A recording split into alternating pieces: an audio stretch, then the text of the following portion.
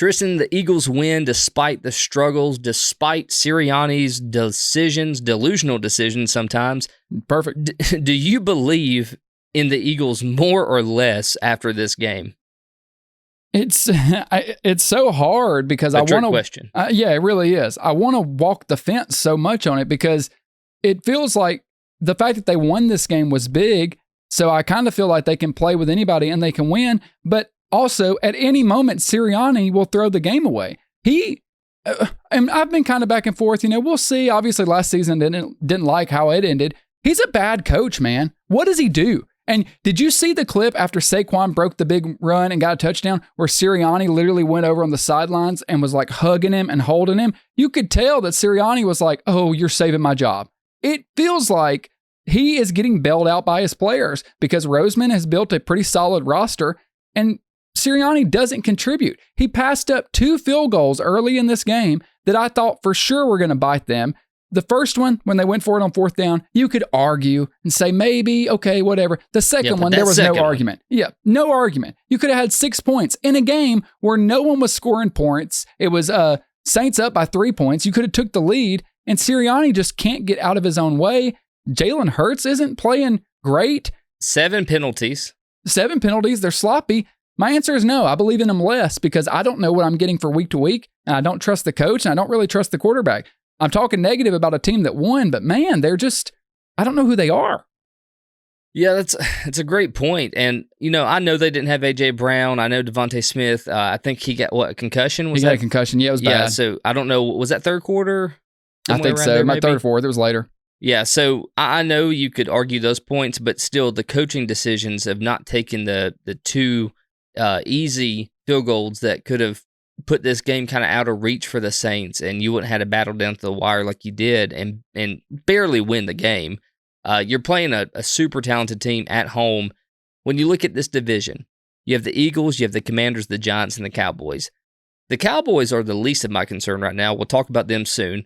But the Commanders and the Giants, is there any world where the Giants step into that first place in this division? No, absolutely not. So you still think the Eagles are the walking dogs? Yeah, absolutely. That's the Eagles are going to benefit. Like the Cowboys could beat them in a game. Absolutely, it's possible. But the Eagles should win this division, so they should find a way into the playoffs if everything goes according to plan. But it might be a lot like last year where they get into the playoffs and they just get bounced. Right now, the Saquon Barkley signing is the move of the offseason because, Ryan, without him, what is Philadelphia? He is single-handedly saving their season. I know he dropped the pass last week. Okay, he made up for it here. He had 17 carries for 147 yards, 2 touchdowns, and he had the 65-yard run that really broke the game open and handed it to the Eagles. Like, he kind of won the game for him. It wasn't Hurts. That's true. Do you think that Hurts is as good of a quarterback as he was, 2 years ago, 2 years removed from the Super Bowl run? Do you think he is as good as he is now than he was then, or do you think it's the coaching and the weapons around him that's making him seem like less of a superstar on the field? No, he's definitely regressed. Now, coaching is a part of it because Shane Steichen left. So he's lost Shane Steichen. He's got Kellen Moore, who's a good offensive coordinator, but he's not the quarterback guru that Steichen is. I mean, we've seen that. It's a big regression, and it seems like it's back to Jalen Hurts before Steichen. Jalen Hurts in college, he'll make some big plays for you, but then he'll make really dumb decisions. I mean, he didn't even have a touchdown pass in this game. He was 29 for 38, 311 yards. Okay, a lot of yards. He threw it 38 times. No touchdowns, 1 interception. He got 4 sacks. He ran it for 25 yards on 8 carries. What really is worrying me about Hurts, I know A.J. Brown's out, but it seems that his performance really nosedives when Brown's not playing. That's just the fact. Even though he has Smith, I know Goddard stepped up in this game. Hurts is bailing out of the pocket way too soon, and you're immediately cutting your vision to half the field, and he's making bad decisions a lot of the time. It feels like you're walking a tightrope with him, and I don't love that at all. Lucky for the Eagles, you may see them be a little inflated come the next few weeks, and I'll tell you why. It's because next week they have Tampa Bay, and that could be a winnable game for them. Then they go on an early bye, week 5, but then they come back to a run of games where they should win every one of them. The Browns, the Giants, at the Bengals. the Jags. The Bengals may give them trouble. We'll see tomorrow night after the Bengals play how they look and how they shake out, because there's a question mark on the team. It's the Bengals for me. We don't know how T. Higgins is going to play. We don't know how long he's going to play, how long he's going to stay healthy. So there's a bunch of question marks to be answered there, but also the Browns, the Giants, and the Jags. Then you go into the Cowboys at the Cowboys in Week 10.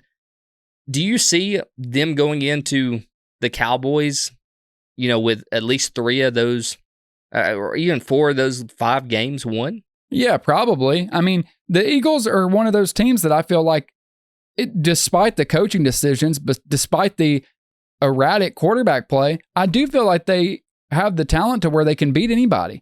I think they can beat anybody. I mean, they should have beat Atlanta. They were able to beat New Orleans, who started off the season hot. I think Philadelphia, and they beat the Packers. So they find ways to win football games because they have a good roster. It's so up and down. You feel like that's going to bite you at some point. Hopefully it doesn't bite you at the wrong time though. But they're one of those teams that could beat anybody, but I kind of feel like they could lose to anybody too. That's exactly right. For Sirianni's sake, I hope that they do win these games. He needs them to. But also, I feel like one of these games, these easy win games, they're going to fumble the ball somehow, no pun intended, and mess up and lose the game in a very winnable game situation, like against the Giants or something. Yeah, just like they did with Atlanta. Yeah. And if that happens, then Sirianni's hot seat conversation becomes a point of topic. It really does to me. I don't think there's any way Sirianni survives this season. I think he will coach the entire season. I don't think he's going to be fired midseason. The roster's too good. The team is still too good. The team is better than him. They shouldn't have brought him back. There's no way he's the coach of the Eagles next year, though. That's the thing. And I know we need to move on from this. But no, go ahead. Sirianni, when you say that the roster's too good, like they won't fire him, I argue in a different world, I guess, because I think that if your roster is that good and you get them to be, close to the best they can be, but don't get them over that hump to make it to the big time to win a Super Bowl, I think that's when you should fire the coach. And I know that goes against all NFL status quo, but do you see what I'm saying? That's the whole reason I got on board the Sean McDermott train, because I don't think he can take us to a Super Bowl. So I'd rather say, let's go ahead and oust him, bring in somebody who can take Josh Allen to that next step, and bring him to the Super Bowl. Does that make sense? It makes sense. It's kind of a false equivalency just because Jalen Hurts isn't Josh Allen. Like, in that situation, you have a profound quarterback you can completely rely on. Jalen Hurts, you can't. You need someone that can get the most out of him. But you get the team.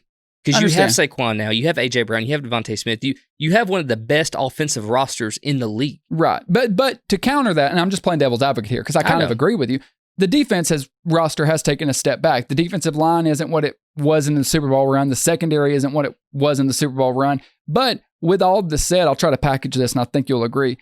I think Sirianni would buy himself a lot more time if it wasn't for last season. I honestly don't even know if we'd be talking about Sirianni if it wasn't for the collapse last season where they lost 7 of their last 8 games and showed up in Tampa in a playoff game and did not want to be there. And we never got an explanation.